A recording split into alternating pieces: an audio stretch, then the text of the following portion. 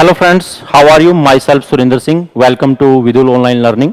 दोस्तों, जैसा कि आपने नीचे इंट्रो में देख ही लिया होगा, मैं जो ज्योग्राफी क्लास लेके आया हूं आपके लिए, जिसमें लैटिट्यूड लॉन्गिट्यूड पढ़ेंगे। आइए सबसे पहले बात करते हैं, जो ज्योग्राफी है उसको हम कैसे लेके चलते हैं गवर्नमेंट एग्जाम के प्रति। अब जो भी एग्जाम देखोगे आप, ज्योग्राफी की बात करें तो गवर्नमेंट एग्जाम की बात करते हैं, तो इसमें हम सबसे पहले देखते हैं, सबसे मदर ऑफ ऑल एग्जाम है जो यूपीएससी देखते हैं। ठीक है, यूपीएससी वाले स्टूडेंट जो होते हैं ज्योग्राफी को सबसे मोस्ट इंपॉर्टेंट समझते हैं, अपना सब्जेक्ट लेते हैं और इसकी भूमिका बहुत अच्छी है, अच्छे मार्क्स दिलाता है ये मेंस एग्जाम के अंदर। फिर बात करते हैं वनडे एग्जाम में। वनडे एग्जाम होते हैं जिसमें मेंस नहीं होता है, जैसे कि आपका एचएसएससी हो गया, एसएससी हो गया। ठीक है, तो वहां पर ये जीके का रोल अदा करता है, वहां पर ये जीके बन जाता है, जनरल नॉलेज बोलते हैं या जीए बोलते हैं। ठीक है, और यूपीएससी में क्या होता है, जर्नल स्टडीज के रूप में नजर आता है। मतलब यहां पर आपको अच्छे तरीके से ज्योग्राफी का ज्ञान होना जरूरी है। मतलब ये चीजें क्यों है, कैसे है, किस लिए है, पृथ्वी गोल है, भूआब है, जियोइड शेप है, तो ये सारी चीजें यहां पर आपको कारण बताना होता है। और यहां पर जो भी क्वेश्चन आएंगे आपके इंप्लीमेंटेशन वाले क्वेश्चन आते हैं, और यहां पर आपका रिलेशन सिर्फ ज्योग्राफी से ना होके पूरे जीके के अंदर, जीएस के अंदर जो अदर सब्जेक्ट आते हैं, इनका रिलेशन अदर सब्जेक्ट से भी रहता है। जैसे कि हिस्ट्री हो गया आपका, ठीक है, पॉलिटी हो गया, पॉलिटी के बाद फिर आपका इकोनॉमिक्स हो गया। ठीक है, तो जितने भी ये आपके सब्जेक्ट रहेंगे इनका कोरिलेशन होना जरूरी होता है। अब बात करते हैं एचएसएससी की, एसएससी की। ठीक है, अब यहां पर इंपॉर्टेंस जो रहता है इन एग्जाम के अंदर, आपके 4 से 5 क्वेश्चन आते हैं। यहां पर आपके 4 से 5 क्वेश्चन आते हैं ज्योग्राफी के। अगर साइंस का मिला दे कुछ पोर्शन, करंट का मिला दें, तो ये 6 से 7 भी हो सकते हैं और कम भी हो सकते हैं। बात आती है यूपीएससी के अंदर, तो यूपीएससी के अंदर जो क्वेश्चन का जो वेटेज है आपको हेल्प करेगा, जीएस के अंदर भी, सब्जेक्ट के रूप में भी। ठीक है, तो यहां पर आपको काफी सारे क्वेश्चन मिलेंगे, लगभग 22 क्वेश्चन, 23 क्वेश्चन, कभी कम हो जाते हैं, कभी ज्यादा हो जाते हैं। तो ये वेटेज रहता है, यहां पे इंपॉर्टेंस रहता है ज्योग्राफी का। अब बात आती है, ये वाला बच्चा तो खूब पढ़ाई करता है, अच्छे तरीके से खूब टाइम देता है, एक जो इसका सोचने का, समझने का तरीका है और इसका जो स्टडी टाइम है वो अलग ही होता है। बात आती है इस जीए जहां आता है, जिन एग्जाम के अंदर जीके जहां आता है, वो बच्चे ज्योग्राफी को कितने अच्छे तरीके से लाइट लेते हैं या सीरियस लेते हैं। तो यहां पर सीरियसनेस बिल्कुल कम होती है ज्योग्राफी के प्रति, क्योंकि यहां पर बच्चे क्या करते हैं, हरियाणा की बात करें तो हरियाणा जीके वहां वेटेज ले लेते हैं, जहां जहां क्वेश्चन ज्यादा रहता है, जिसका क्वेश्चन ज्यादा रहेगा उसको उठा लेंगे। जैसे 25-22 क्वेश्चन जो रहता है हरियाणा जीके का रहता है, तो इसी के पीछे लगे रहते हैं। फिर वेटेज उठा लेते हैं, 10 क्वेश्चन हिंदी का रहता है। अच्छी बात है, ऐसी स्ट्रेटेजी बनानी चाहिए आप लोगों को कि भाई पहले इसको ले लेते हैं फिर इसको ले लेते हैं, लेकिन दूसरे पोर्शन को बिल्कुल नहीं छोड़ना चाहिए। दूसरा पोर्शन ही आपको, कहते हैं ना, डूबते हुए को तिनके का सहारा, तो डूबते को तिनका बचा देता है। तो ठीक ऐसे ही कई बार आपकी अच्छी तैयारी हो जाती है लेकिन एग्जाम रह जाता है, वो एक तिनके की खातिर रह जाता है। तो आपको जब भी कभी भी कंपटीशन एग्जाम की बात करनी है तो हर पोर्शन को, जीके का जितना भी पोर्शन है, साइंस है, इकोनॉमिक्स है, हिस्ट्री है, पॉलिटी है, ठीक है, करंट अफेयर्स है, इन सबको आपको तैयार करके चलना होगा। फिर बात आती है ज्योग्राफी के लिए इतना टाइम कहां से लेके आए। ज्योग्राफी तो एक प्रकार से पूरा का पूरा साइंस है, पूरा अच्छा समझना पड़ेगा। पृथ्वी गोल है, कैसे नहीं है, मौसम परिवर्तन कैसे होता है, बादल कैसे बनते हैं, अब इतना दिमाग होता। कुछ बच्चे सोचते हैं जो 10th करके 12th करके छोटे मोटे एग्जाम की तैयारी करते हैं, सोचते हैं इतना अगर नॉलेज होता तो हम कहीं और अच्छे तरीके से ना सेटल हो जाते, कहीं लेक्चरर बन जाते, टीचिंग लाइन में चले जाते। अब इतना सारा कुछ कैसे पढ़ेंगे। अब हम आपके लिए जो हमारा जो लगभग आपको बता दें, 2000 इसी महीने में जो 2011 था, इसी के टाइम से हमारा जो यूपीएससी से लगाव था वो शुरू हो चुका था। ठीक है, और यहीं से हमारी प्रिपरेशन शुरू हो चुकी थी और आप देख रहे हैं अभी 2020 चल रहा है। तो ना जाने इतने टाइम के अंदर हमने कितना कुछ सीखा होगा, आप समझ सकते हैं। और हमारे बारे में जो जानकारी है आप हमारी प्रोफाइल से ले सकते हैं, क्या कुछ एक्सपीरियंस है, कितने टाइम का है। ठीक है, यहां पर हम आपके लिए एक चीज लेके आए हैं, ज्योग्राफी को ऐसे सिखा देंगे आपको कि आपको घर पे होमवर्क जो बोलते हैं आप, हम होमवर्क नहीं देंगे आपको, हम आपको गूगल वर्क देंगे। क्या देंगे? Google work. और जो हमारे विधुल के पुराने स्टूडेंट होंगे, अभी देख भी रहे होंगे वीडियो, उनको पता भी होगा सर जाने जाते हैं गूगल वर्क के लिए। हर क्लास में कुछ ना कुछ गूगल वर्क जरूर दे देते हैं और वो गूगल वर्क ही आपको क्या करता है, एग्जाम में क्वेश्चन दिलाता है, बहुत अच्छे वाले। यहां पर ज्योग्राफी में जो भी कंटेंट है आपको इतने अच्छे तरीके से पढ़ा दिया जाएगा। अब बात आती है, यहां कुछ बच्चे तो ज्योग्राफी नाम सुना ही नहीं होता है कुछ बच्चों ने, तो जैसे हरियाणा पुलिस हट्टा कट्टा होता है बंदा, ठीक है, तो वही अब पढ़ाई से तो लगाव है नहीं, एग्जाम रख दिए गए हैं, अब एग्जाम भी देना जरूरी है। अब उन चीजों को कैसे पढ़े, तो आपके लिए इतना फैमिलियर कर दिया जाएगा उन चीजों को कि आपको ऑटोमेटिकली ही वो याद रहेंगे क्लास के अंदर। जैसे कि आज हम अपना टॉपिक लेके चलेंगे लैटिट्यूड लॉन्गिट्यूड, अभी आप देखेंगे कितने अच्छे तरीके से आपके सामने वो आने वाला है। कोर्स को, इस वीडियो को कंप्लीट देखिएगा और फिर रियलाइज कीजिएगा कि आपको क्लास के अंदर ही याद हुआ है या नहीं हुआ है। अब बात आती है, बहुत सारे अब डिजिटलाइज हो गया है। सबसे पहले तो आपको मैं बताना चाहूंगा, कुछ बच्चों ने जैसे ही, अभी एक पेंडेमिक चल रही है, कोरोना एक बहुत बड़ी बीमारी है, ठीक है, अब इसको कुछ सीरियस लिए हुए हैं, कुछ सीरियस नहीं लिए हुए हैं, कुछ प्रिकॉशन लेते हैं, कुछ नहीं लेते, वो बात दूसरी है। अब बात आती है, हम यहां इस प्लेटफॉर्म पे आए हैं आपके एग्जाम को क्लियर कराने के लिए। ठीक है, बहुत सारे ऑनलाइन प्लेटफॉर्म हैं आपके पास, यूज कर रहे हैं, यूट्यूब चैनल भी यूज कर रहे हैं। ठीक है, इसी के अंदर हम आपके लिए जो ये चीजें लेके आए हैं, एक बार इन चीजों को जरूर देखना, आपको एहसास हो जाएगा कि हम ज्योग्राफी क्यों पढ़ते हैं। सबसे पहले बात करते हैं ज्योग्राफी सब्जेक्ट कैसे काम है। अभी आपने जैसे देखा होगा, हमारी क्लास थी 11 AM से 12 क्या था, PM। अब बहुत सारे बच्चों को तो AM PM का ही मालूम नहीं होगा, ये AM से PM कब बनता है। सीधे पूछ लेना कभी अपने आसपास में जो बच्चा थोड़ी बहुत तैयारी करता हो, कहना कि भाई दोपहर के 12 क्या होते हैं, AM होता है कि PM होता है, वही नहीं निकल पाएगा। कौन सिखाएगा ये? ज्योग्राफी। कहां से निकल के आया? ज्योग्राफी से निकल के आया। फिर अपने मोबाइल फोन में आप GPS सिस्टम चलाते हैं, तो GPS सिस्टम क्या है? लैटिट्यूड लॉन्गिट्यूड पे तो आधारित है। कौन सिखाता है? ज्योग्राफी सिखाता है।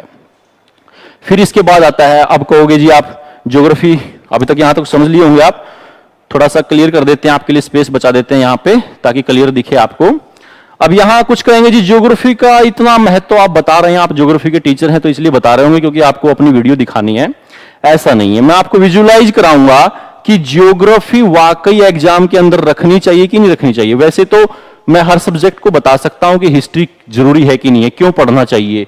कुछ कहते हैं जी एग्जाम फंडा सही नहीं है, पहले सरकार सही थी, ठीक है, मेरिट बेस पे नौकरी दे देती थी, अब एग्जाम रख दिया है, एग्जाम क्लियर कराते हैं, तो वो सही है या नहीं है। भाई सीधी सी बात है, यहां पर आपको एक कॉमन सेंस जनरेट होती है, कितनी सारी चीजें क्लियर होंगी।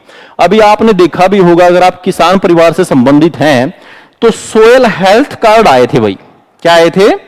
सोयल हेल्थ कार्ड आए थे आपके घर पर, किसान के घर पे उसकी मिट्टी की जांच की गई थी ताकि किसान खेत में अलग अलग खाद डालता है, उसका खर्चा बढ़ गया है, उसे पता ही नहीं है पोटास कितना डालना है, यूरिया कितना डालना है, बस लगा हुआ है पड़ोसी को देखते हुए, चिपका रहा है, जितना खर्चा बढ़ गया बेचारे का, आमदनी बहुत कम हो गई है। अब सरकार ने सोचा हम इसका सोयल हेल्थ कार्ड जो बनाएंगे ना, तो हमें पता चल जाएगा इसकी मिट्टी में कौन सी बीमारी है, कौन सी कमी है, ताकि उसी कमी को पूरा किया जा सके। अब इस चीज के लिए सरकार ने पैसे लगाए गए। अब ये कैसे हुआ? पटवारी के पास आपके खेत की जानकारी होती है, अब पटवारी और डॉक्टर साहब को मिलकर ये आपका काम करना था, आपके खेत में जाना था, वहां की मिट्टी की जांच करनी थी, और फिर वहां पर जो लैटिट्यूड किस जगह पे हैं आप इस पृथ्वी पे, तो वहां से लॉन्गिट्यूड कितना जाता है, लैटिट्यूड कितना जाता है, तो वो लोकेशन राइट है या नहीं है, ये सारी जानकारी होने वाली थी। अब यहां देखेंगे पटवारी। अब हरियाणा वालों को तो याद आ गया होगा, पटवारी के एग्जाम पेंडिंग पड़े हुए हैं, तो पटवारी जी ने ये काम किया। तो आप चेक कर सकते हैं, आप या आपके पड़ोस में जिसके भी घर पे सोयल हेल्थ कार्ड आए हैं, उस सोयल हेल्थ कार्ड में जो बनाया गया है कॉलम, यहां पर जो मिलेगा लैटिट्यूड लॉन्गिट्यूड मिलेगा, और वो वहां पर आपको जगह खाली मिलेगी। ना तो उसमें लैटिट्यूड लिखा हुआ है ना लॉन्गिट्यूड लिखा हुआ है, मतलब उसमें पता ही नहीं है कि आपकी जमीन कहां पर है। ये किस वजह से हुआ? ये इस वजह से हुआ क्योंकि ये पटवारी साहब कौन से हैं? नए वाले हैं, एग्जाम दे के आए हैं, या पुराने वाले हैं, पैसे दे के बैठे हैं? माफ कीजिएगा, ये कहने में आता है, मेहनत से ही लगे होंगे पहले वाले जो भी, वो मेरिट बेस पे लगे होंगे। अब आप पटवारी बनोगे, विधुल में पढ़ के, ज्योग्राफी पढ़ के आप गए, लैटिट्यूड लॉन्गिट्यूड सबसे पहले सीखे।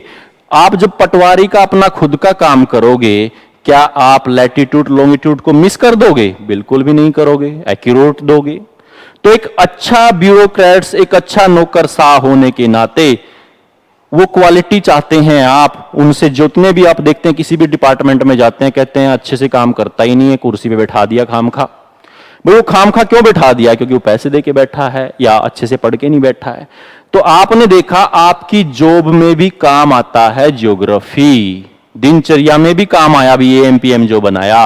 फिर आप देखते हैं गाड़ी की नंबर प्लेट HR06 क्या है? आपका हरियाणा का नंबर है, ज्योग्राफिकल इंडिकेशन है। गोवा में गए होंगे और इस नंबर की गाड़ी आपने देखी, चेहरे पे स्माइल आ जाएगी, अपना भाई आ गया।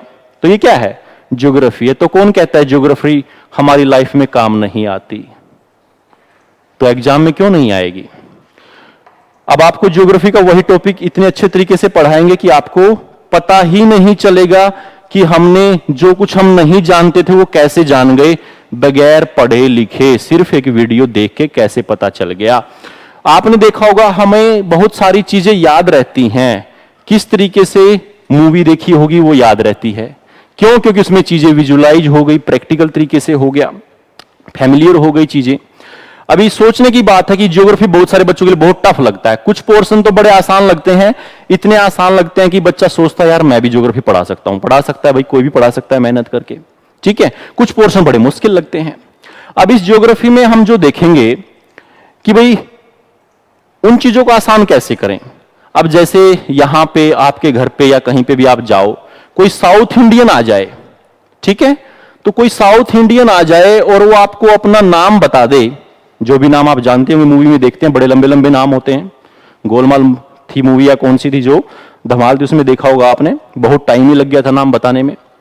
अब जो साउथ इंडियन है वो अपना नाम बता के जाए, अगर मैं 10 मिनट बाद आपसे पूछूं उसका नाम बता भाई, क्या आप बता पाओगे? बिल्कुल भी नहीं बता पाओगे। अब मैंने बताया मेरा नाम सुरेंद्र है भाई, ठीक है, सुरेंद्र सर आपको ज्योग्राफी पढ़ा रहे हैं। अभी तक बहुत सारे बच्चों को तो पता भी लग गया होगा, जो नए हैं, पुरानों को तो पता ही है जो विधुल के स्टूडेंट हैं, ठीक है भाई। ये सुरेंद्र सर ज्योग्राफी पढ़ाते हैं, और हो सकता है आप फोन पे भी किसी को कहो यार सुरेंद्र सर की क्लास आई हुई है, वो देख ले टाइम से, तो उसको भी पता भाई सुरेंद्र सर की क्लास है। बिल्कुल भी नहीं हिचकोगे, सुरेंद्र सिंह याद रहेगा आपको। क्यों याद रहेगा? क्योंकि ये वर्ड आपका फैमिलियर है भाई, क्योंकि रिश्तेदारी में, घर में, पड़ोस में आपको पता है कि सुरेंद्र, सुनते रहते हैं कानों से सुरेंद्र सुरेंद्र, कोई सुरेंद्र कुमार है, कोई सुरेंद्र सिंह है। तो ठीक ऐसे ही क्यों न ज्योग्राफी के वर्डों को फैमिलियर बना दिया जाए। तो जो हमारे लगभग 10 वर्षों का जो एक्सपीरियंस है उसमें हमने यही तो सीखा है, और यही आपको देने वाले हैं, सिखाने वाले हैं। अब बात आती है भाई ज्योग्राफी तो आप भी पढ़ा सकते हो 1 साल में। अब इसमें हमने और क्या क्या चीजें सीखी, बात आती है। पहले तो मेरी ये 43 क्वेश्चन ऐसे थे जो आपकी मार्केट में जितनी भी बुक्स अवेलेबल हैं या जितनी भी वीडियो आप देखते हैं, कहने का मतलब प्रिंट मीडिया देखो या डिजिटल मीडिया देखो या कोई पढ़ाता है, तो मेरे ज्योग्राफी सब्जेक्ट के 43 क्वेश्चन ऐसे हैं जो यूपीएससी के लिए तो कोई दिक्कत नहीं है, इसमें वनडे एग्जाम के लिए दिक्कत है, जो फैक्चुअल क्वेश्चन है, फैक्ट के रूप में है। माउंट एवरेस्ट की ऊंचाई कितनी है, या जो आप देखेंगे, क्या देखेंगे, पृथ्वी, जो आप इंडिया देख रहे हो तो इंडिया की बाउंड्री लाइन कितनी है, कोस्टल लाइन। एक होती है लैंड बाउंड्री, एक होती है कोस्टल बाउंड्री। इसमें भी डाउट है। अभी HCS जो हुआ था आपका, उसमें भी क्वेश्चन आया था, बड़ा नजदीकी क्वेश्चन आया था, जिसमें 75 16.6 किलोमीटर दिया हुआ था, और फिर 75 पॉइंट समथिंग और भी बड़ा नजदीकी दिया हुआ था, या फिर 6100 भी दिया हुआ था। इसमें भी डाउट रहते हैं, ठीक है। तो यहां पर आपको वो 43 क्वेश्चन क्लैरिफाई किए जाएंगे कि बेटा जो आपका एग्जाम होता है ना, गवर्नमेंट एग्जाम, वो इस 43 क्वेश्चन में, अभी तो ये बढ़ के आपका 53 हो चुके हैं भाई, 53 54 जो भी है, ठीक है। 8-10 क्वेश्चन और ऐड हो चुके हैं कुछ टाइम के दौरान। तो ये क्वेश्चन, इतने क्वेश्चन तो सिर्फ हमने कहां से टैली किए हैं? ज्योग्राफी से। तो हिस्ट्री से भी कुछ ना कुछ क्वेश्चन तो होते होंगे। अब मान के चलो आपने ज्योग्राफी खुद से पढ़ ली, किताबों से पढ़ ली, यूट्यूब पे देख लिया, वीडियो देख लिया, बहुत सारी वीडियो देख ली, और आपने मैराथन क्लास भी देख लिया, आती रहते ना यूट्यूब पे, ज्योग्राफी 1 घंटे में, पूरा ज्योग्राफी एक वीडियो में, ऐसी ऐसी वीडियो आती हैं बहुत सारी, हम भी लाइक कर लेते हैं, आप भी देखते हैं। ज्योग्राफी पढ़ने का एक बहुत अच्छा फंडा तरीका, चुटकियों में याद कर लेंगे आप, कुछ ऐसी चीजें आती हैं आपके सामने, ठीक है ना। तो यहां पर इस पॉइंट पे जाइएगा कि साउथ इंडियन नाम हमें याद नहीं होता, सुरेंद्र सिंह या सुरेंद्र सर कैसे याद हो गया? तो यही तो ज्योग्राफी में हम बनाने आए हैं आपके साथ, ठीक है। तो आइए, बहुत सारा टाइम लग गया, ठीक है। बच्चे कुछ जुड़ भी चुके हैं, पहले बच्चे कम जुड़े थे, अभी और बच्चे जुड़ गए हैं। अब मेरे हिसाब से प्लेटफॉर्म सही तरीके से तैयार भी है, ठीक है। तो चलो अपना टॉपिक शुरू करते हैं, लैटिट्यूड लॉन्गिट्यूड क्या होता है, ठीक है। अब आप देखना 5 मिनट के अंदर अंदर आपको पता चल जाएगा कि लैटिट्यूड लॉन्गिट्यूड कैसे याद हो गई चुटकियों में। अभी सीजन किस चीज का चल रहा है? गर्मी चल रहा है, नहीं कोरोना भी चल रहा है ना। और कोरोना में एक चीज और याद नहीं होगी आपको, खरबूजा। खरबूजा चल रहा है कि नहीं चल रहा है? खरबूजा चल रहा है। तो खरबूजे को देखते हुए आपको खरबूजा खिलाएंगे भी, ठीक है। वो जब हमारी ऑफलाइन क्लास होती थी तब खरबूजा लेके नहीं आते थे, क्यों नहीं लेके आते थे?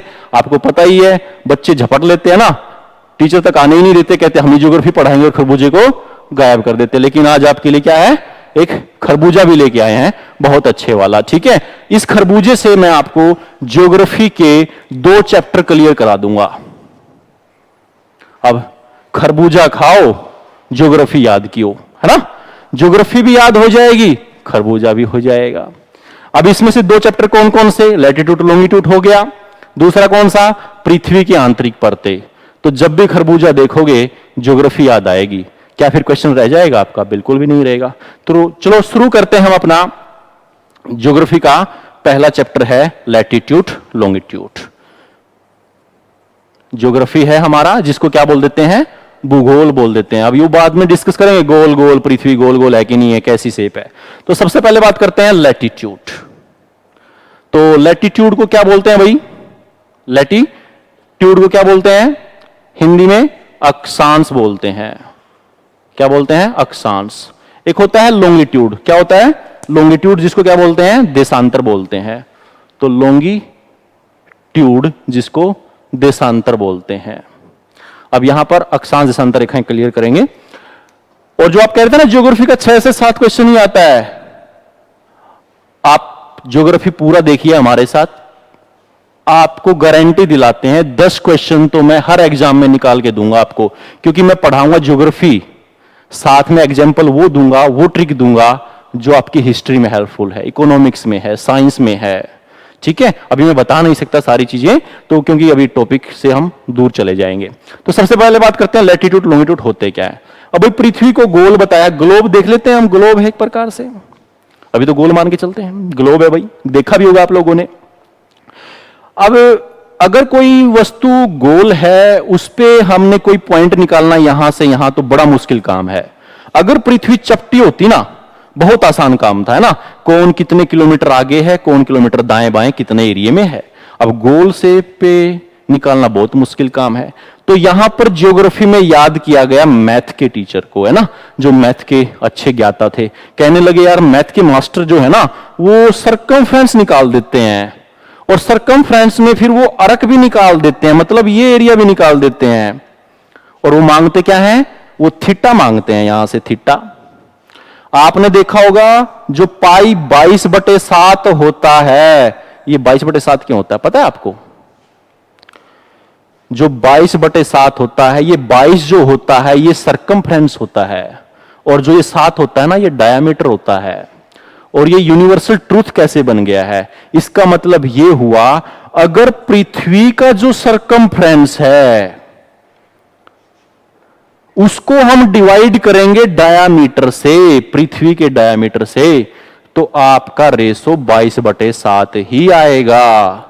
अगर आप अपने घर के अंदर कोई पार्क के अंदर गोल गोल घास लगाना चाहते हैं, ठीक है, और उसके बाहर ईंटों का चबूतरा बनाना चाहते हैं और यहां से फिर ये एरिया निकालना चाहते हैं, तो आप देखिएगा ये रेशो इस रेशो में कितना निकल के आएगा? 22/7। पढ़ क्या रहे हैं? ज्योग्राफी। निकल के क्या आया? मैथ। प्रॉब्लम कौन सी सोल्व हो गई? ज्योग्राफी की। साथ में क्या हो गया? मैथ। क्वेश्चन बनेगा कि नहीं बनेगा? जरूर बनेगा। ये तो अभी शुरुआत है, आगे आगे देखिए होता है क्या। तो यहां पर भाई मैथ के टीचर ने कहा जी मुझे थीटा चाहिए, तभी निकाल पाऊंगा। अरे कि यहां से यहां का एरिया, यहां से यहां का एरिया, तो यहां से इंटरनल एंगल लिए गए। क्या लिए गए? इंटरनल एंगल लिए गए। तो यहां पर देखेंगे जो इंटरनल एंगल लिए गए, अब ये हो गया भाई आपका 90 डिग्री का एंगल। यहां है 0 डिग्री, यहां है 90 डिग्री, ये तो जानते होंगे आप। इसका मतलब 1 डिग्री, 2 डिग्री, 3 डिग्री, 4 डिग्री, कहां तक गए? 90 तक। तो ठीक नीचे भी क्या होगा? 90 डिग्री है भाई। 1 डिग्री, 2 डिग्री, 3 डिग्री, 90 तक गई। तो यहां देखेंगे आप, ये जो लाइन हो गई ये, फिर ये ऐसे जो लाइन हो गई, लेटीट्यूड, लेटीट्यूड बोल सकते हैं, अक्षांश बोल सकते हैं। तो यहां से लेटी हुई से संबंधित हो जाएगा। लेटते कैसे हैं भाई? ऐसे लेटते हैं। तो लेटी हुई जितनी भी लाइन है वो क्या है? लेटीट्यूड है। तो ये जो लाइन हो गई ये बिल्कुल 0 डिग्री है भाई, 0 डिग्री। तो यहां से हो गया 0 डिग्री। तो ऊपर तक जो लाइन जाएंगी 1 2 3, तो टोटल कहां तक जाना है आप लोगों को? 90 तक जाना है भाई, ठीक है, 90 तक जाना है। तो ठीक नीचे भी 90 तक जाना है, तो आप 90 तक गए। तो ये हो गया नॉर्थ पोर्शन, ये हो गया साउथ। तो यहां पर बन गया नॉर्थ हेमिस्फीयर, यहां बन गया साउथ हेमिस्फीयर। और कौन बनाता है? 0 डिग्री 2 गोलार्ध बनाता है। एक गोलार्ध बनाता है उत्तरी गोलार्ध। हिंदी में क्या बोलते हैं भाई? इसको गोलार्ध बोलते हैं। और अंग्रेजी में क्या बोलते हैं? North hemisphere. तो नॉर्थ हेमिस्फीयर कौन काटता है? नॉर्थ हेमिस्फीयर 0 डिग्री लैटिट्यूड है। और ये क्या हो गया? इसको क्या बोलेंगे? South hemisphere. तो उत्तरी गोलार्ध, दक्षिणी गोलार्ध, इसको भी लिख देते हैं दक्षिणी गोलार्ध। तो आपके सामने 2 गोलार्ध आ गए भाई, पृथ्वी को काट दिया हमने, मतलब बीचों बीच काट दिया। तो ऐसे हमारे पास 2 गोलार्ध आ गए, एक उत्तरी गोलार्ध, एक दक्षिणी गोलार्ध। और ये यूनिवर्सल ट्रूथ भी होता है, ठीक है ना। हमेशा जब भी आप रीजनिंग करते हैं ना, रीजनिंग में ये क्या होती है? दिशा नॉर्थ होती है, ये क्या होती है? साउथ, ये क्या होती है? ईस्ट, ये क्या होती है? वेस्ट होती है। तो यूनिवर्सल ट्रूथ है, आप जानते हैं, ठीक है। अब हमने लिया, पहले ज्योग्राफी में इसका नंबर काट लेता था टीचर, अगर यहां NSEW नहीं लिखा। तो अब क्या है? अब एक तरीके से ये हमेशा नॉर्थ है और ये क्या है? साउथ है। अब बात आती है ये 0 डिग्री है क्या? तो 0 डिग्री को बोलते हैं भूमध्य रेखा। क्या बोलते हैं? भूमध्य रेखा। भूमि के मध्य से गुजरती है, तो इसका नाम हो गया भूमध्य रेखा। और अंग्रेजी में क्या बोलते हैं इसको? इक्वेटर बोलते हैं। और एक और नाम है इसका क्या? विषुवत रेखा। तो विषुवत रेखा, ये इसके नाम है भाई। यहां तक क्वेश्चन क्या बनेगा? ग्लोब को उत्तरी गोलार्ध, दक्षिण गोलार्ध में कौन बांटता है? 0 डिग्री लैटिट्यूड। नाम क्या है? भूमध्य रेखा, इक्वेटर, विषुवत रेखा। अब बात आती है यहां से जो क्वेश्चन आया, ठीक है ना। अब हमने देखा जो लैटिट्यूड होते हैं भाई वो हॉरिजॉन्टल होते हैं। कैसे होते हैं? हॉरिजॉन्टल होते हैं, जिसको हिंदी में क्या बोलते हैं? अक्षैतिज बोलते हैं। अक्षांश रेखाएं कैसी हैं? अक्षैतिज। अब बात आती है, अभी मैथ पढ़े थे, अब इंग्लिश भी आ गया आपका। कैसे आ गया? हॉरिजॉन्टल। तो हॉरिजॉन्टल जो होता है वो क्या होता है? ऐसे होता है, कोई भी वस्तु ऐसे होगी, ठीक है ना, तो उसको हॉरिजॉन्टल बोलते हैं। तो एक वर्ड तैयार हो गया, अक्षैतिज। अब आप क्या बोलते हैं? अगर आप लेटते हैं, घर में कोई वस्तु ऐसे रखी है, तो कहते हैं पड़ी है ना, पड़ी बोलते हैं। और पड़ी आपका कहीं काम नहीं आता, ना पेपर में काम आता है ना वैसे काम आता है। तो क्यों ना उन चीजों को सीखें जो आपके पेपर में भी काम आती हैं। तो आपने एक बार हॉरिजॉन्टल पढ़ लिया, फिर हॉरिजॉन्टल को याद रखना भी बड़ा आसान है। कैसे? एच बनाने के लिए किया आपने, तो ये क्या हो गया? हॉरिजॉन्टल हो गया। फिर दूसरा पॉइंट आता है, तो भाई टोटल लैटिट्यूड कितने हैं हमारे पास? आपने देखा 0 से लेके 1 2 3 4 5 कहां तक पहुंचे? 90 नॉर्थ तक पहुंचे। 1 2 3 4 5 90 साउथ तक पहुंचे। तो टोटल हमने कहा जी, हमारे पास जो लैटिट्यूड निकल के आए टोटल, वो निकल के आए 90 डिग्री नॉर्थ प्लस में 90 डिग्री साउथ। तो भाई एक लैटिट्यूड ये भी है कि नहीं है जो हमने काउंट नहीं किया है जी, बिल्कुल 0 डिग्री। तो मैथ में वैसे 0 को नहीं जोड़ते, यहां हम डिग्री ले रहे हैं। तो 90 90 180 और 0 कितना हो गया 181। तो टोटल लैटिट्यूड कितना है 181 है। फिर यहीं से क्वेश्चन आता है समानांतर अक्षांश, जिसको बोलते हैं पैरेलल लैटिट्यूड। जब भी शब्द आए कौन सा, समानांतर अक्षांश कितने हैं। तो समानांतर तो भाई लाइन होती है, पॉइंट थोड़ी ना होता है। तो यहां देखो 1 2 3 4 5, लास्ट में गई 90 क्या है पॉइंट है। 1 2 3 4 5 90 क्या है पॉइंट है। तो टोटल हमारे पास जो थी 181 माइनस हमने 2 किया, कौन सा, एक 90 नॉर्थ वाला एक 90 साउथ वाला, तो टोटल निकल के आए 179। तो ये ध्यान रखना है आपने, अगर पैरेलल लैटिट्यूड पूछे तो 179। इसी क्वेश्चन में जो हमने कहा ना कि 53 क्वेश्चन ऐसे हैं जो बड़े डाउटफुल हैं, जो आपको गलती करा के ही छोड़ेंगे, पढ़ने के बावजूद भी पेपर गलत हो जाएगा। फिर कहोगे मैंने तो वहां ये पढ़ा था, ये करके आया, मैं निकला ये। तो इनमें भी बहुत सारा डाउट है, जानते भी बहुत सारे बच्चे। ऑफलाइन क्लास जब होती थी हमारी तो बताते थे बच्चे, सर ये हमारी बुक में यहाँ 181 लिखा है, 180 लिखा है, तो ये पैरेलल में 179 आएगा। अब बात आती है नॉर्थ हेमिस्फीयर में टोटल कितने थे भाई 90, साउथ में कितने थे 90। अगर आपसे पूछ ले उत्तरी गोलार्ध में समानांतर अक्षांश कितने हैं, तो आप कहेंगे 90 तो है, लेकिन एक जो 90 वाला पॉइंट है ना 89 तक तो लाइन है, 90 वाला क्या है पॉइंट, तो वो माइनस कर दोगे एक, तो कितना आ गया यहां पर 89। तो 89 पैरेलल लैटिट्यूड हैं आपके, ठीक है, और 89 ही क्या है नीचे हैं। तो यहां से आपने ध्यान क्या रखना है, कुल अक्षांश 181 है, समानांतर अक्षांश 179 है, 179 है, ठीक है। अब बात आती है दो अक्षांशों के बीच में दूरी कितना होता है भाई।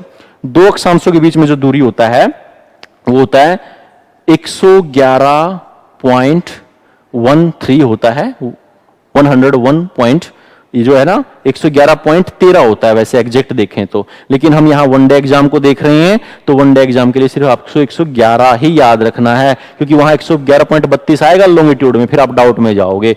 तो दो अक्षांशों के बीच दूरी, जो डिस्टेंस बिटवीन टू लैटिट्यूड, मतलब 0 से 1, 1 से 2, 2 से 3, 3 से 4, 4 से 5, तो इनके बीच में किलोमीटर में गैप कितना है, तो किलोमीटर में गैप कितना आया 111 किलोमीटर आया, ठीक है। तो यहां आपने क्या सीखा, लैटिट्यूड लेटी हुई लाइन होती हैं, हॉरिजॉन्टल होती हैं, टोटल 181 है, समानांतर जो पैरेलल है वो 179 है, और जो डिस्टेंस बिटवीन टू लैटिट्यूड है वो 111 किलोमीटर है, 111 किलोमीटर। अब यही तो पोजीशन बताएगा, क्या बताएगा, आपका इंडिया कितने डिग्री से कितने डिग्री के बीच में फैला है। मतलब आपके इंडिया को हम देखें तो यहां से कोई ऐसी डिग्री होती होगी जो ऊपरी हिस्से से जाती होगी, कोई ऐसा डिग्री होता होगा जो निचले हिस्से से जाता होगा। मतलब आपका इंडिया कितने डिग्री से कितने डिग्री के बीच में बैठा है उत्तर से दक्षिण में, तो ये चीजें लैटिट्यूड बताएंगे। अब बात करते हैं यहां से पूर्व से पश्चिम का कौन बताएगा, वो होते हैं लॉन्गिट्यूड। आइए बात करते हैं देशांतर की। भाई अभी इंटरनल एंगल बोला था आपको, वही इंटरनल एंगल आप जब ऐसे देखेंगे, यहां हो गया भाई 0 डिग्री, 1 डिग्री 2 3, ये कितना डिग्री बन गया 90, 1 2 3 ये कितना बन गया 90 डिग्री, 91 92 93, तो ऐसे जाएंगे, यहां कितना आ जाएगा 180। तो आप जब देखेंगे यहां से, ये हो गया 0 डिग्री देशांतर, 1 डिग्री 2 3 4, तो ऐसे कहां तक जाना है, उधर 180 तक जाना है, इधर भी कहां तक जाना है 180। मतलब सामने 0 है तो ठीक इसके पीछे क्या है 180 है। तो यहां पर आप देखेंगे तो ये देशांतर रेखाएं जो कितनी बनेंगी, तो आपने देखा यहां पर देशांतर रेखा वर्टिकल है, कैसी हैं वर्टिकल है, जिसको ऊर्ध्वाधर बोलते हैं हिंदी में। तो जो उत्तर से दक्षिण में खींची गई रेखाएं, लैटिट्यूड क्या था, horizontal line on globe from east to west is called latitude, और लॉन्गिट्यूड क्या होगा, vertical line on globe from north to south is called longitude, देशांतर रेखाएं, ठीक है। तो यहां 0 डिग्री देशांतर ग्लोब को दो भागों में बांटता है। कैसे बांटता है, पूर्वी गोलार्ध पश्चिमी गोलार्ध, पूर्वी गोलार्ध, पश्चिमी गोलार्ध, ईस्ट हेमिस्फीयर, वेस्ट हेमिस्फीयर। इसका मतलब आपका इंडिया इस तरीके से देखें तो ईस्ट हेमिस्फीयर में है, इस तरीके से देखें लैटिट्यूड के हिसाब से तो नॉर्थ में है, तो आपका इंडिया ग्लोब में नॉर्थ ईस्ट में आएगा।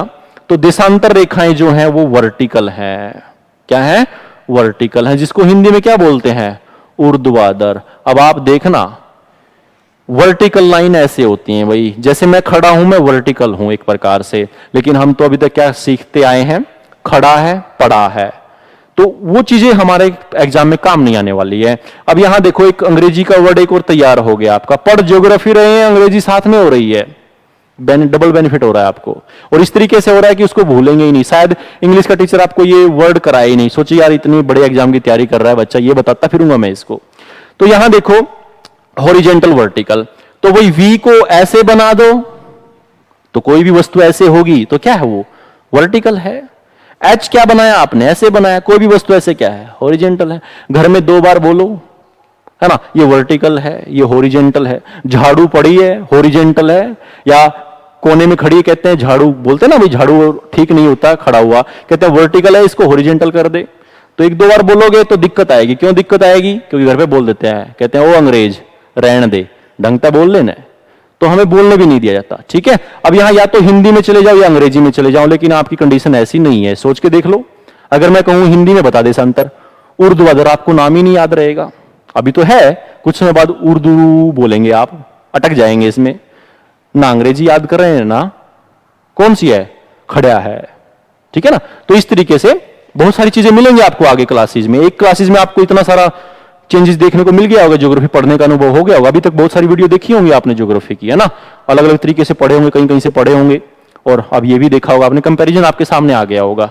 ठीक है, तो अब मैं अपने आपको बिल्कुल बेस्ट नहीं बोलता, ठीक है, बेस्ट तो कोई भी नहीं होता है, कुछ ना कुछ तो कमियां होती ही हैं, लेकिन ये है कि बहुत सारी इंप्रूवमेंट के साथ आपको जरूर देखने को मिल रही होंगी, बहुत सारे चेंजेस मिल रहे होंगे। पॉइंट 2 एग्जाम होगा। ठीक है, ज्योग्राफी पढ़ना और पढ़ाना एक तरीके का नहीं है। जैसे ही आपके मोबाइल में थीम चेंज नहीं करते आप, भाई मजा नहीं आ रहा है, थीम चेंज कर दो, ठीक है, तो मोड चेंज कर देते हैं। ठीक ऐसे ही ज्योग्राफी का भी थीम चेंज होता है। हर एग्जाम में आपका थीम चेंज हो जाता है, थीम चेंज करके पढ़ना पड़ता है। एचएसएससी की तैयारी कर रहे हैं, एसएससी की कर रहे हैं कि यूपीएससी की कर रहे हैं, सीडीएस, ठीक है, सीपीएफ, तो उनमें भी आपको थोड़ा सा मॉडिफाई करना पड़ेगा। आपको मॉडिफाई क्या करना पड़ेगा? आपकी नजर एग्जाम पे होगी, अरे यार पिछले 10 वर्षों से ये एग्जाम किस तरीके के क्वेश्चन पूछ रहा है तो क्वेश्चन लैटिट्यूड से ही है, तो क्वेश्चन लॉन्गिट्यूड से ही, लेकिन समझ में नहीं आता यार ये क्वेश्चन कहां से पूछा है। तो यही तो मोड ऑफ ज्योग्राफी रहेगा आपका, चेंजेस होगा हर बार एग्जाम के पढ़ते। ठीक है, तो यहां पर इतने अच्छे तरीके से एक्सप्लेन किया जा रहा है आपको कि आप किसी भी तरीके से उन चीजों को अच्छे तरीके से समझ सकते हैं। तो देशांतर रेखाएं कैसी होंगी? वर्टिकल होंगी, पता लग गया होगा उधर। अभी मैं मैसेज पढ़ नहीं पा रहा हूं, बहुत सारे बच्चों के मैसेज आए हुए हैं। ठीक है, अब बहुत सारे बच्चे, कुछ बच्चे पुराने भी जुड़े हुए हैं हमारे। हेलो, हाय, गुड मॉर्निंग, आफ्टरनून। यूपीएसआई, जो यूपीएसआई के बारे में पूछ रहे हैं बच्चे, और फिर उसके बाद अशोक तोमर हैं, ठीक है, और मोनिका है, कृष्ण कुमार है। अब किस किस का नाम लेंगे, है ना, वो तो अब धीरे धीरे लेते रहेंगे, प्रॉब्लम जो सोल्व होती रहेगी। ठीक है, अगर किसी का क्वेश्चन है तो आज की क्लास में हम उन क्वेश्चन को रीड भी कर लेंगे, ठीक है, और फिर उसमें अगली क्लास में उसको अच्छे से डिस्कस करेंगे। अभी तो साथ के साथ डिस्कस करेंगे उन क्वेश्चन को, उन प्रॉब्लम को साथ के साथ करेंगे तो दिक्कत आ जाएगी। छोटी मोटी प्रॉब्लम है तो आप बता सकते हैं अलग तरीके से कमेंट करके, ठीक है, उसमें थम्स अप दे दीजिएगा ताकि हमारा ध्यान रहे। जब भी आप कमेंट करो ना, मान लो आपकी कोई जेन्युइन प्रॉब्लम है वो समझनी जरूरी है, तो उसमें थम्स अप दे दीजिएगा, तो हम ये समझ लेंगे कि भाई ये प्रॉब्लम तो सोल्व करनी जरूरी है बच्चे की। ठीक है, बाकी सभी की गुड मॉर्निंग एक्सेप्ट कर ली है हमने, ठीक है, गुड मॉर्निंग बोलने को टाइम की कोई प्रॉब्लम नहीं है। कोई कहते हैं आफ्टरनून है, पहले तो सोचते हैं अपना सही था नमस्ते, आ गए ना उसी नमस्ते पे, कोरोना ने करा दिया नमस्ते। ठीक है, अब सोचते हैं पहले टाइम निकाल के देखते हैं, अरे यार क्या बोलना है, गुड मॉर्निंग, आफ्टरनून, इवनिंग, ठीक है ना। तो यहां पे वर्टिकल होती हैं। अब बात आती है, एक 0 डिग्री देशांतर हो गया, फिर 1 डिग्री यहां पे भी होगा, एक यहां पे भी होगा, एक यहां पे भी होगा, 2, 3, 4 ऐसे आप देखेंगे 180 तक जाएंगी भाई, है ना, 1 2 3 4 5 6। तो यहां पे अभी बताए थे आपको, इधर 0 है तो इसके ठीक पीछे क्या है, 180 है। तो 1 डिग्री 2 90, 1 2 90, ठीक है ना, ऐसे जाएंगे देशांतर रेखाएं। ये हो गई आपकी देशांतर। तो बात आती है टोटल लॉन्गिट्यूड कितना होगा हमारे पास। तो हमने कहा जी 180 डिग्री तो एक है इधर की साइड में, और 180 डिग्री जो है इधर की साइड में है। तो भाई एक 0 इसमें भी तो कॉमन है, ये रही जी 0। तो टोटल करो जी इसका। भाई पहले बोल दिया 0 मैथ में ऐड नहीं होता, यहां पर हम लॉन्गिट्यूड की बात कर रहे हैं, डिग्री की बात कर रहे हैं। तो यहां निकल के आया 361। ये तो गलत हो गया जी, हमने तो 360 पढ़ा था। फिर भैया ऐसे 0 को नहीं जोड़ेंगे तो आप कहेंगे जी यहां 0 को जोड़ दिया आपने लैटिट्यूड में, तो यहां क्यों नहीं जोड़ रहे, 180 बनाओ, 360 बनाओ सीधा सीधा। भाई यहां देखो 90 नॉर्थ में था, 90 साउथ में था, ठीक है ना, लेकिन यहां 180 वन टाइम है, 179 इधर भी है, 179 इधर भी है, 1 इधर भी है, 1 इधर भी है, 1 2 3 4 179 180, 1 2 3 4 179 180, ठीक है ना। तो यहां 180 एक ही बार है, लेकिन हमने 2 बार जोड़ दिया, इधर से भी इधर से भी। तो जब हम काउंटिंग करते हैं 10 बंदे खड़े हों, अपने आप को पहले भी जोड़ लें फिर बाद में भी जोड़ लें, वो 10 थोड़ी ना होंगे, कितने हो जाएंगे, 11 हो जाएंगे। तो ठीक ऐसे ही यहां हम एक क्या कर देंगे, माइनस कर देंगे। तो ये निकल के आया हमारे सामने 360। तो देशांतर रेखाएं कितनी होती हैं, 360 होती हैं, ठीक है। अब डिस्टेंस बिटवीन टू लॉन्गिट्यूड, मतलब इसमें गैप देखो, यहां थोड़ा सा ज्यादा है ना, यहां कम है। तो यहां distance between two longitude 111.32 kilometre.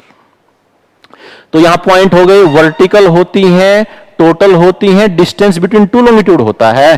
तो यहां पर आप देखेंगे अक्षांश रेखाओं में दूरी 111 111 111 ही चल रहा था, लेकिन देशांतर रेखाओं में यहां दूरी ज्यादा है, यहां दूरी खत्म ही हो गई। तो एक क्वेश्चन बन गया, लैटिट्यूड में डिस्टेंस वेरी करता है या लॉन्गिट्यूड में वेरी करता है, मतलब घटता बढ़ता किस में है। तो आपका देशांतर रेखाओं में डिस्टेंस घटता है। यहां पर भूमध्य रेखा पे सबसे ज्यादा डिस्टेंस है, वो कितना है, 111.32 है। और यहां पर कितना है, जब लाइन आपस में मिल ही गई तो मिनिमम डिस्टेंस कितना होगा, 0 होगा। तो यहां क्वेश्चन बन गए, मैक्सिमम डिस्टेंस कहां पर, on equator, minimum distance 0 on pole. ऊपर पॉइंट को क्या बोलते हैं, ध्रुव। क्या बोलते हैं, ध्रुव बोलते हैं, पोल बोलते हैं। तो नॉर्थ पोल, साउथ पोल। तो अक्षांश रेखाएं आपस में मिलती हैं कि देशांतर मिलती हैं, देशांतर मिलती हैं। तो यहीं से निकल के आया देशांतर। अब शेप नजर आ गई होगी। अब इस तरीके से आपने देखा डिस्टेंस बिटवीन टू लॉन्गिट्यूड, इस तरीके की जो शेप होती है, ये आई शेप निकल के। इसको क्या बोलते हैं, इसको गोरे बोलते हैं। क्या बोलते हैं, गोरे बोलते हैं। Distance between two longitude. अभी तक आप देखो बच्चों, अभी तक मैथ के टीचर से क्वेश्चन पूछे होंगे आपने, कहा होगा सर जी सर्कल का एरिया निकालो, स्क्वायर का एरिया निकालो, रेक्टेंगल का एरिया निकालो। क्या कभी किसी मैथ के टीचर ने गोरे का एरिया निकाला है? अभी पूछ के देखना मैथ के टीचर, सर गोरे का एरिया निकालना। अब गोरे सुना ही पहली बार, वो कैसे निकालेगा, पता कैसे निकालेगा, इसमें 2 फिगर मिक्स हैं। यहां देखो, वो यहां से यहां का एरिया पूछेगा आपसे, लेंथ पूछेगा। ये हो गया रेक्टेंगल, ठीक है ना। और फिर यहां हो गया, ये हो गया त्रिभुज। मतलब 2 तो यहां पर त्रिभुज मिलेंगे, एक आयात मिलेगा, और इसको बना के जोड़ के वो आपका एरिया निकाल देगा। तो एक चीज सीखने को मिली, गोरे। तो क्वेश्चन आता है गोरे क्या है, अक्षांश रेखाओं के बीच में दूरी या देशांतर रेखाओं के बीच में दूरी होता है। तो आप जान गए देशांतर रेखाओं के बीच में दूरी होता है। अभी मैंने बताया था कि खरबूजा है ना, तो खरबूजे से आप देखेंगे, खरबूजे के अंदर अब आप घर पे ले भी सकते हैं, बेचने वाला भी आ गया होगा, दोपहर का टाइम चल रहा है, ठीक है ना, बाहर आवाज भी लगा रहा होगा, खरबूजा ले लो, तो ले सकते हैं। खरबूजा खाओ, ज्योग्राफी को याद करो। अब यहां देखो, ये जो लाइन देख रही हैं आपको, देशांतर है कि नहीं है, वही शेप बनी हुई है कि नहीं बनी हुई है। और फिर पॉइंट में यहां पे एक जगह मिली हुई कि नहीं मिली है। तो पोल पे क्या होता है, लॉन्गिट्यूड मीट करता है एक पॉइंट पे, वो क्या होता है, नॉर्थ पोल और साउथ पोल। तो लॉन्गिट्यूड आपस में मीट करते हैं नॉर्थ पे साउथ पे, लैटिट्यूड मीट नहीं करता है। तो लॉन्गिट्यूड देशांतर याद हो गया, गोरे। तो खरबूजे को काटो घर पे और बोलो घर वालों को 2 गोरे मेरे को भी दे दे, मतलब इसकी 2 फांक बोलते ना हम, तो 2 फांक, तो गोरे। तो आप यहां स्क्रीन पे भी देख सकते हैं। ठीक है, ये तो मैं आपके लिए मेहनत करके लेके आया था कि भाई चलो बच्चों को दिखाना है खरबूजा, अब खा भी लेंगे, हम तो खा लेंगे, तो वहां से खरीद के खा लेना। और यहां अब डिजिटल चल रहा है, आपको पता ही है, डिजिटलाइजेशन हो गया, यहां पर जो चीजें नहीं होती वो भी हो जाती है, खाने को कुछ मिलता नहीं है लेकिन दिखाने को बहुत कुछ है, जैसे आपके सामने स्क्रीन पे।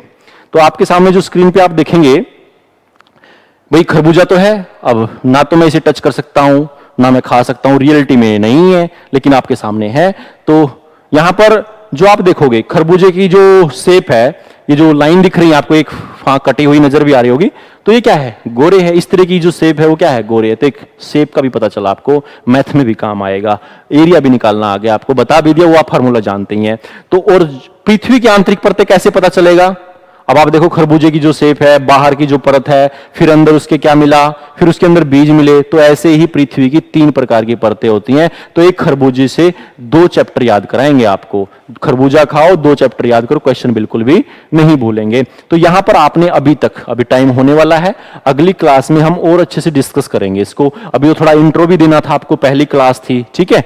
तो आशा करते हैं आपको अच्छी आई होगी, रिस्पॉन्स जरूर देना भाई। ये वीडियो यूट्यूब पे भी डाली जाएगी, फिर वहां डिस्क्रिप्शन बॉक्स में नीचे आपकी पीडीएफ भी मिल जाएगी, तो ये सारी चीजें मिलती रहेंगी, ठीक है। तो thanks for watching this video, have a nice day.